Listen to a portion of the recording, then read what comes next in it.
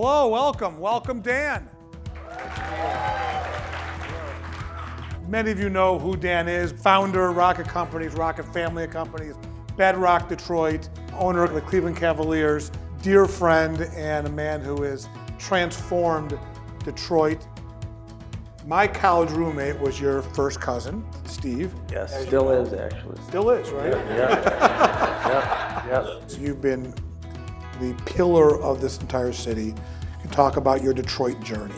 Well, from the beginning, we decided let's try to help build a city and get close to the city government and the state, and let's try to make a go of Detroit because Detroit's got great bones, it's got great people, and at one point we had 20,000 downtown. It's like an army. When you have that many employees, you can get a lot done. The main thing I think we have to focus on is not so much what's the vision for Detroit. I think we got to keep our students here, our kids that are graduating the colleges. And every person that graduates is an asset. Look at that picture of the draft there. That's Detroit. Yep. We keep attracting things like that here, then we're going to keep growing and keep doing what we're doing. Talk a little about StockX. We thought of this concept that the stock market works so well, you bid and offers. Why couldn't you do that with sneakers? And plus, the biggest problem with sneakers is the fraud. So we decided to put an authentication step in between. And you can play it like the stock market. Some people buy the sneakers and they day trade on them. How many pairs of sneakers do you have? My game has gone really good lately. I've probably got about 14 pair. Everyone's talking about the Ren Center. What do you think is going to happen there? The riverfront is now going to become a much bigger part of what we do. You guys know Chelsea Pier in New York City? Yeah. Everybody been there? I mean, that's one of the ideas floating around that we could maybe do on the Riverwalk there. Detroit is going to keep growing every year for the next, hopefully, 20 years and more.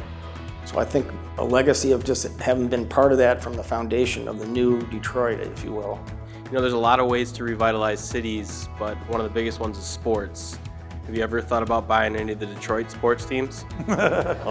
Just keep in mind, they have to be for sale to buy it. Can you measure, you change the environment, you spend a lot of money, you make a big investment. How do you measure that actually is going to have an impact?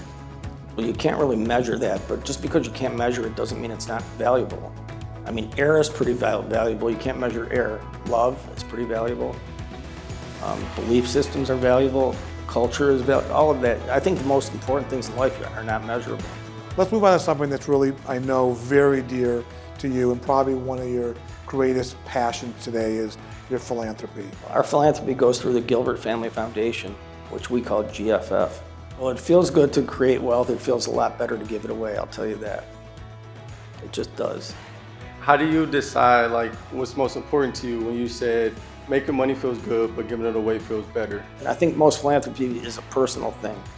What your personal passions about and around, or what your life experiences would have happened.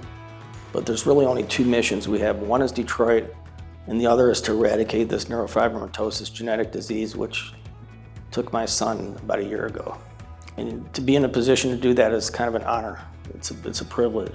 Thank you all for allowing me to be here. Thank you.